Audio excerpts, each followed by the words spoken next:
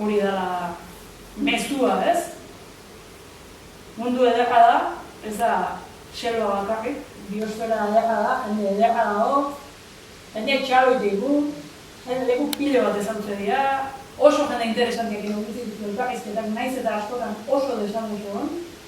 Bueno, asmatu deserosotasun hortan, elkarrizketa mantentzen, gauzak aportatzen, ez bakarrik kexatu bat, ez da ikustu guratzen, ez.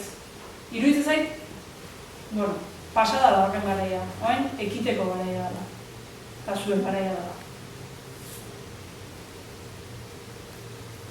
Eta, bueno, beste gauza bat zuen esateko, baina borobil bukatuta, hortxe bukatu, ez izkutatu, ardura hartu, eta ausartu, eta gauzatu. Hor dago mundu bat zu egiteko, hoxe.